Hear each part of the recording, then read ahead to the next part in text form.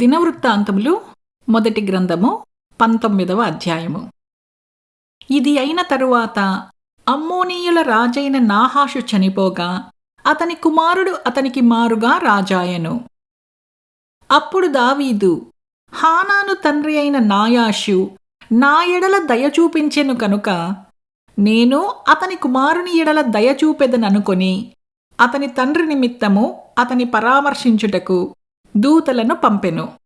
దావీదు సేవకులు హానానును పరామర్శించుటకై అమ్మోనీయుల దేశమునకు వచ్చినప్పుడు అమ్మోనీయుల అధిపతులు హానానుతో, నిన్ను పరామర్శించుటకై నీ యొద్దకు దావీదు దూతలను పంపుట నీ తండ్రిని గనపరచుటకే అని నీవనుకొనుచున్నావా?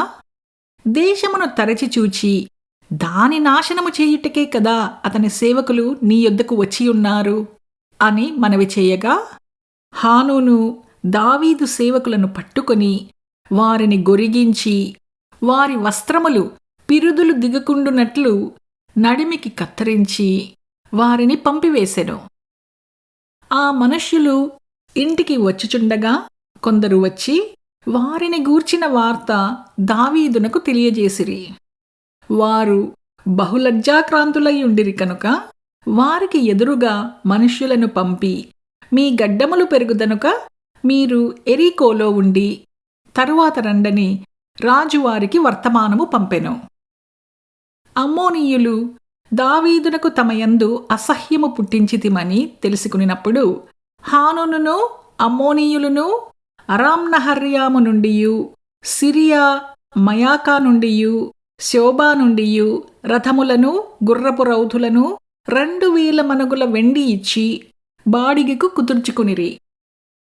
32,000 రథములతో వచ్చునట్లు జీతమిచ్చి మయాకా రాజును అతని జనులను కుదుర్చుకునిరి.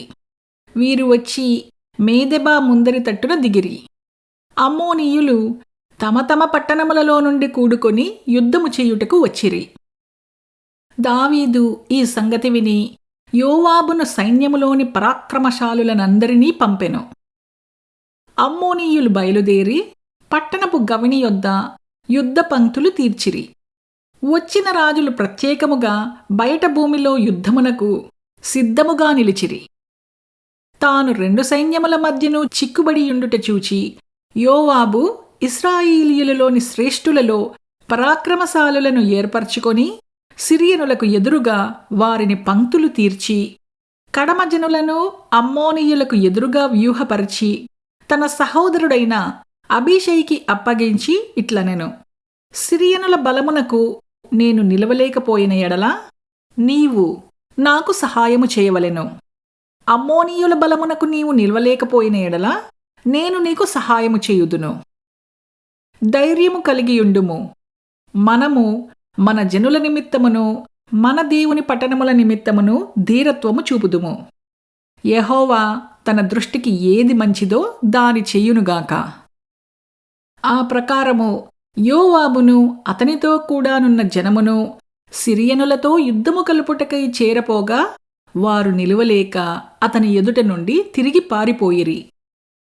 సిరియనులు తిరిగి పారిపోవుట అమ్మోనీయులు చూచినప్పుడు వారును అతని సహోదరుడైన అబీషై ముందర నిలువలేక తిరిగి పారిపోయి పట్టణములో చొచ్చిరి.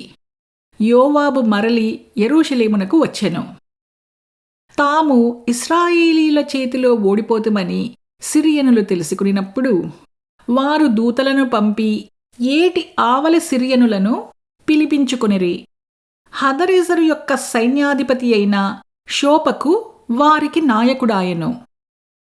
దావీదు ఆ సంగతి తెలుసుకొని ఇశ్రాయేలీయులనందరినీ సమకూర్చి యోర్దాను దాటి వారికి ఎదురుపడి వారి ఎదుట సైన్యములను వ్యూహపరచెను. దావీదు సిరియనులకు ఎదురుగా సైన్యములను పంక్తులు తీర్చినప్పుడు వారు అతనితో యుద్ధము చేసిరి. అయితే సిరియనులు ఇశ్రాయేలీయుల ఎదుట నిలువక తిరిగి పారిపోయిరి. దావీదు సిరియనులలో 7,000 రథికులను 40,000 కాల్బలమును హతము చేసి సైన్యాధిపతి అయిన షోపకును చంపివేసెను. తాము ఇశ్రాయేలీయుల చేతిలో ఓడిపోతిమని హదరెజరు యొక్క సేవకులు తెలుసుకునినప్పుడు వారు దావీదుతో సమాధానపడి అతనికి సేవకులైరి.